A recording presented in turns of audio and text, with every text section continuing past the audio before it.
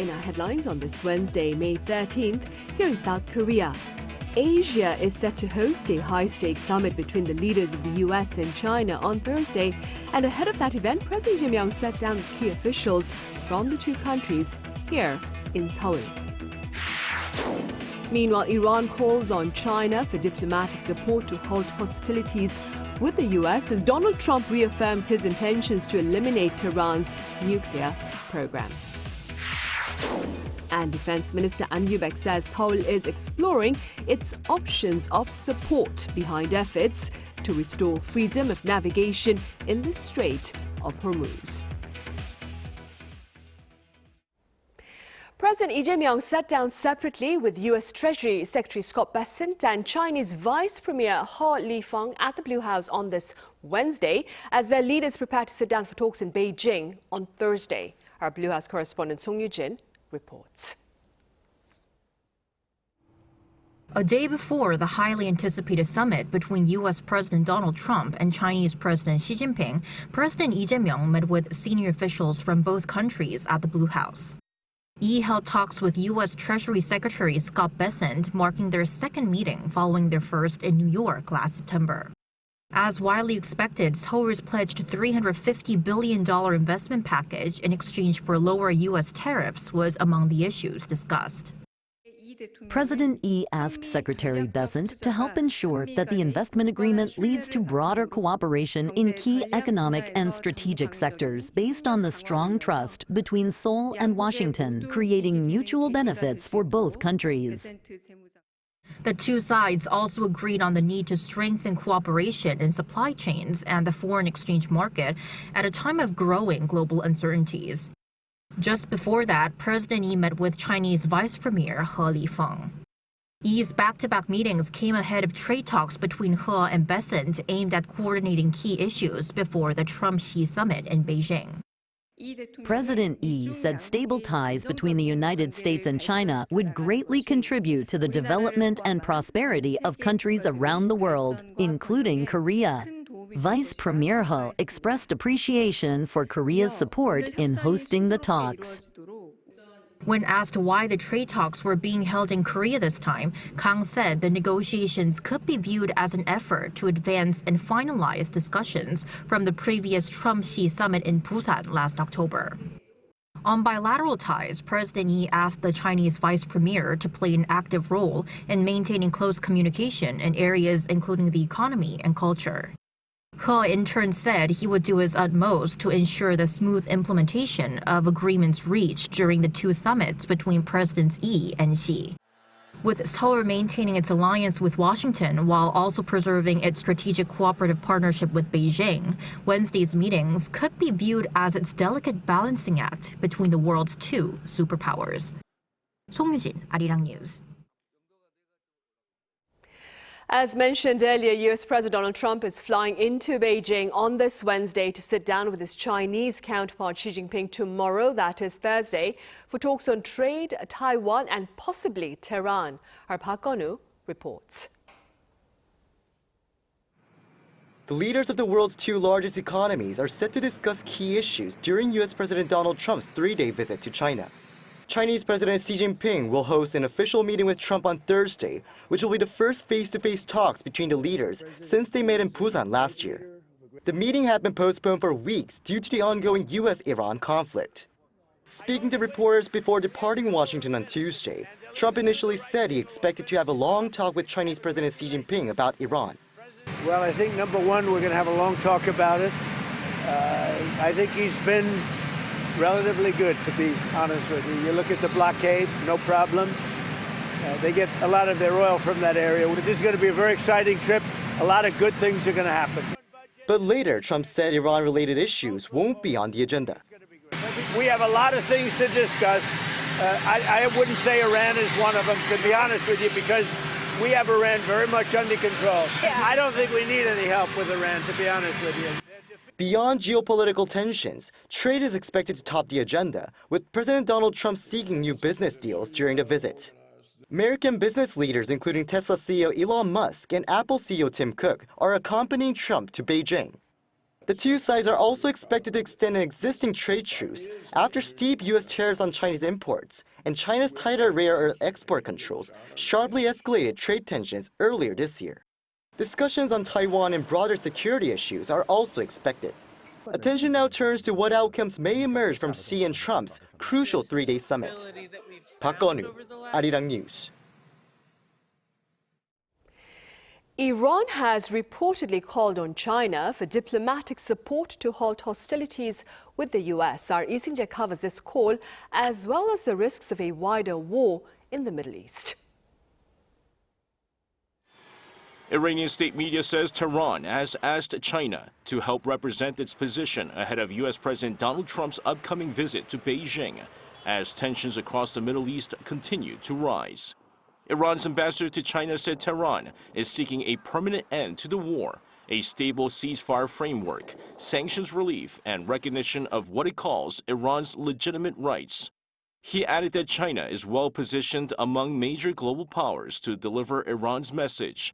Iran is also reportedly working through mediators, including China and Pakistan, to pressure the United States toward a ceasefire, while continuing to stress its control over the Strait of Hormuz. Iran's Revolutionary Guard said surveillance in the strategic waterway has been strengthened and vowed to defend Iran's territorial and maritime sovereignty. Meanwhile, Reuters reported Tuesday that Saudi Arabia carried out previously undisclosed airstrikes inside Iran in late March in retaliation for earlier attacks on Saudi territory. If confirmed, these strikes would mark the first known direct Saudi military action on Iranian soil. The report did not confirm which targets were hit. Separately, Kuwait says it arrested 4 men accused of belonging to Iran's Revolutionary Guard after they allegedly tried to infiltrate Kuwait's strategically important Bubiyan Island. Kuwaiti authorities said a soldier was wounded during a confrontation. Iran's foreign ministry denied the allegations and demanded the immediate release of the 4 Iranian nationals. Tehran acknowledged the sailors had entered Kuwaiti waters due to a navigation system malfunction, not for a covert military mission. Isingje, Arirang News. A former U.S. intelligence official has cast doubt over prospects of China actively seeking to help revive talks to tackle North Korea's nuclear weapons ambitions. Our senior correspondent Oh Soo-young covers his thoughts. Will China help revive America's diplomacy with North Korea? Ahead of President Donald Trump's meeting with his Chinese counterpart Xi Jinping, former senior U.S. intelligence official Sidney Siler says expectations should remain low. When we tried to work with China to bring North Korea back to the table in 2013 and 2014, it was extremely difficult, And, you know, to the degree that we knew the Chinese were actually engaging North Korea was giving them the hand, we're not interested, we're not going to come back to the table. There was really little that China could do to advance our interests of resuming negotiations that didn't, impact their own interests negatively. Siler says Beijing has gradually shifted from passive inaction to what he calls aggressive unhelpfulness, particularly on enforcing global sanctions against the North's nuclear and missile development. Pyongyang's growing military ties with Moscow has also reduced incentive to talk with Washington.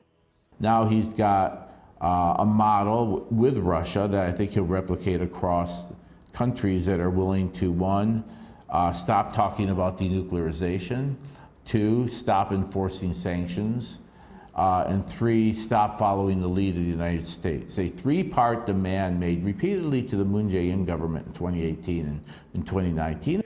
Siler also addressed concerns over Seoul-Washington coordination after reports that the U.S. had partially limited intelligence sharing on North Korean nuclear sites, following Unification Minister Chung Dong-young's public reference to a suspected uranium enrichment facility. I think the relationship is good. I think, we sit down on a regular basis and we look at North Korea, we look at the threat, we look at what it's doing, how it's training, what it's saying. And so I'm not really concerned about a gap. In fact, he suggested trust remains solid as the two allies discuss more sensitive areas of cooperation, including nuclear-powered submarines, uranium enrichment, and spent fuel reprocessing. I do believe that President Trump's positive response to Lee Jae-myung's request for a nuclear-powered submarine, for example, demonstrates where the president's thinking is on the Republic of Korea as a trustworthy strategic partner. It's a major exporter of nuclear technologies, and it's a leading, state-of-the-art country in terms of the nuclear industry, a natural partner for the United States. So it would make sense that this lays the groundwork for increasing that type of cooperation going forward. The alliance having adapted to changing security threats over decades, Silas says Seoul and Washington should remain confident in their ability to continue coordinating closely going forward. 오수영, Arirang News.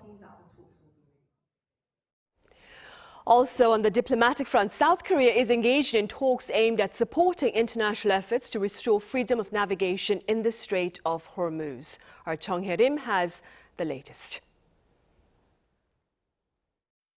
South Korea's National Security Advisor Ri Sung-rak stated on Wednesday that the government is actively engaged in international discussions to ensure the safe passage in the Strait of Hormuz. During a briefing in Seoul, we noted that South Korea is communicating closely with key international partners, also noting that the United States had proposed cooperation under its maritime initiative, Project Freedom. This direction aligns with the recent outcomes of Defense Minister An Gyu-baek's high-level talks in Washington with U.S. Defense Secretary Pete Hegseth at the Pentagon earlier this week. An said Seoul is reviewing phased contributions to U.S.-led efforts aimed at restoring safe passage through the strait.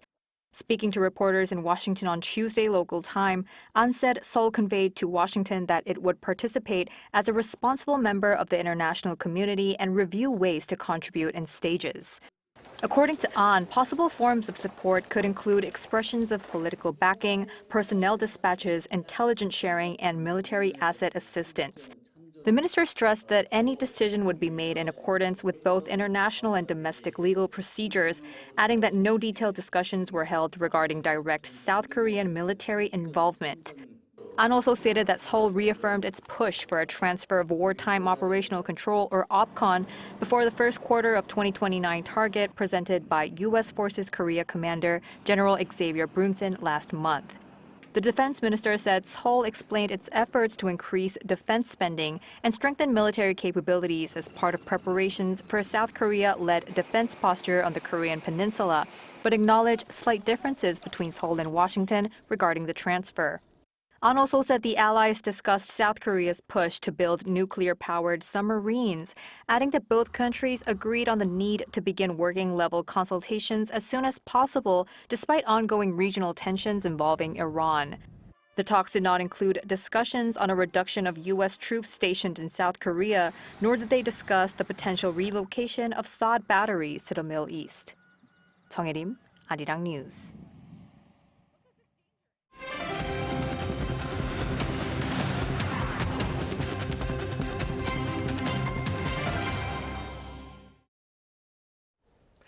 Analysts at the state-run KDI have raised their growth forecast for the South Korean economy to 2.5% this year, up from the earlier outlook of 1.9% back in February. Our Ian Jin tells us why.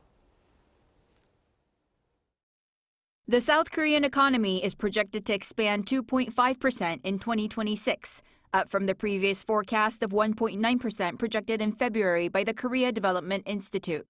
On Wednesday, the state-run think tank released its May Economic Trends Report, in which it evaluated that the Korean economy has indeed been showing a recovery trend due to exports growing at a high rate led by semiconductors. Chip exports spiked 173.5% year-on-year, marking the highest ever figure for any April.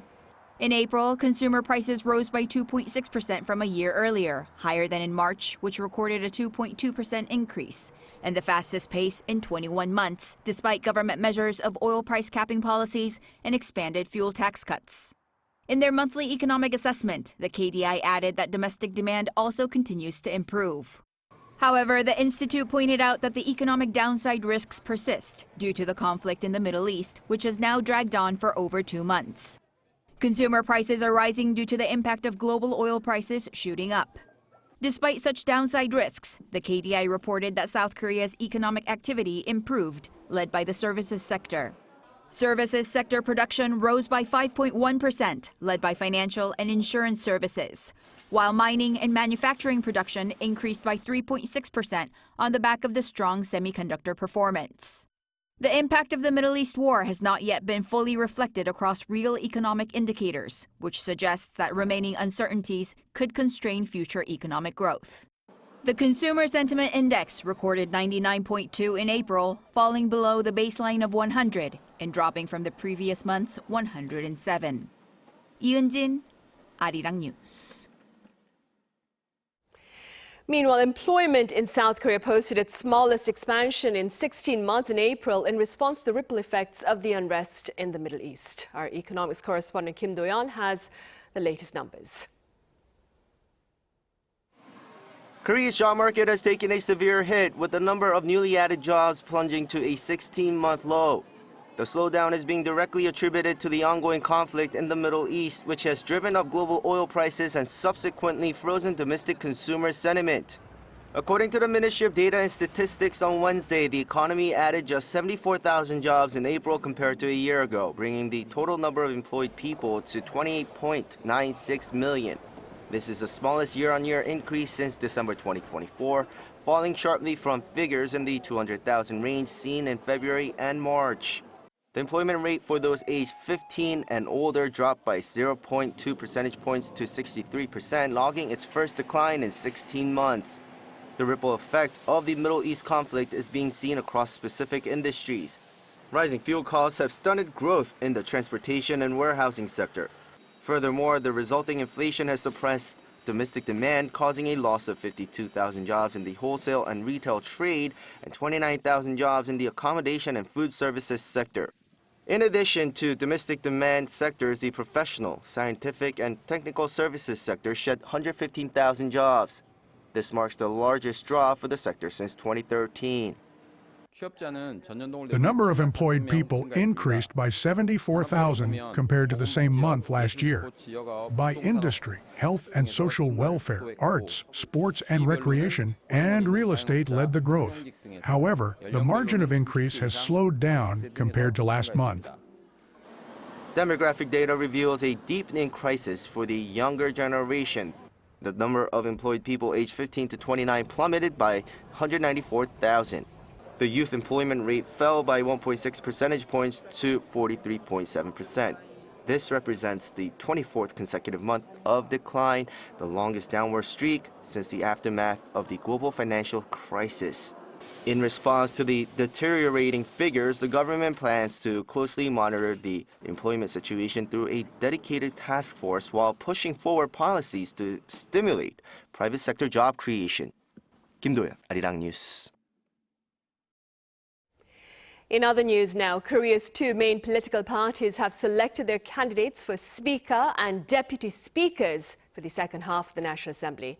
During its General Assembly on this Wednesday, the ruling Democratic Party tapped Cho Jong-sik, a six-term lawmaker, as its nominee for Speaker. The party also nominated Nam In-sun for Deputy Speaker. Meanwhile, the main opposition People Power Party also convened its own caucus meeting on the same day to elect four-term lawmaker Park Dok-hum for the Deputy Speaker position. The DP plans to hold a plenary session on May 20th to vote on the new Assembly leadership, but the PPP insists that schedule should be agreed upon via bipartisan talks. The National Assembly Speaker is nominated by the largest party, while the two Deputy Speaker positions are shared between the ruling and main opposition parties. The presence of AI in caregiving for the elderly is expanding here in South Korea, providing senior citizens living alone with company as well as crucial comfort. Our Kim Jun-hong explains. 혹시 밤새 잠은 편안히 주무셨어요? 네, 잘 잤습니다. For 77-year-old Jung Yuni, a daily conversation now comes from an unexpected companion, artificial intelligence. The care call service Talking Buddy, developed by Neighbor Cloud for the elderly, once helped save Jung's life. Just as Jung was suffering severe stomach pain alone at home, the AI called to check on her. After saying she was in pain, an ambulance soon arrived, allowing her to undergo emergency surgery for an acute hernia. To me, It is a blessing in my life. Doctors told me it could have become very serious if I hadn't gotten surgery that day. I don't get to talk with my family very often, so I can't always share my day with them. But with AI, I can. It listens, responds to me, and that brings me joy. This AI call service keeps in touch with older people living alone, with many of them struggling with illness or loneliness.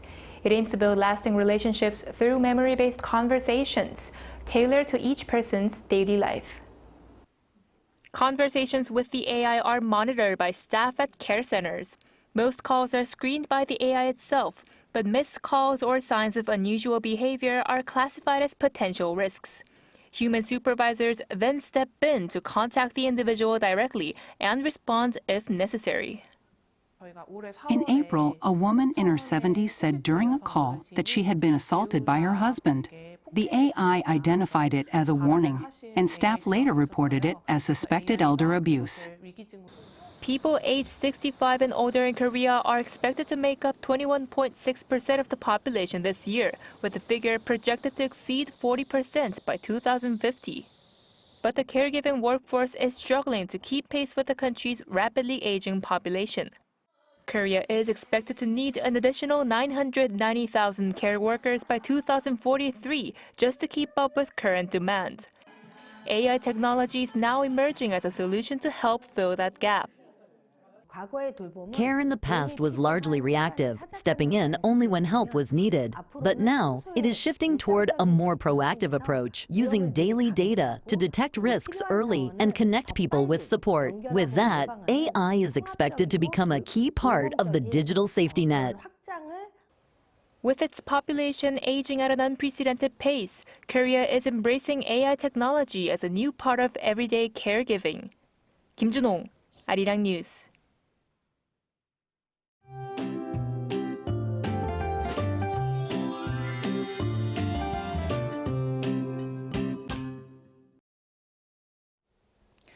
Short sleeves will feel just right during the daytime tomorrow, as Seoul is forecast to reach 31 degrees Celsius due to the unusually hot conditions for this time of year. Meanwhile, brief showers are possible over the mountainous areas of Gangwon-do province through tonight, with around 5 millimeters expected. Showers are also forecast in Jeollado and the western inland areas of Gyeongsang-namdo provinces tomorrow. Tomorrow, UV levels will be very high across much of the country, so don't forget your sunscreen. Across the Seoul metropolitan area, pollen levels are expected to be high, so if you're heading outdoors, be sure to wear a mask or sunglasses for protection. As for temperatures, Seoul will start the day at 15 degrees, Chuncheon at 14 degrees, Busan at 15 degrees. Then by the afternoon, Seoul will get up to 31 degrees, Daejeon at 30 degrees, Gwangju at 28 degrees. Looking ahead, early summer heat will continue, along with large day-to-night temperature swings.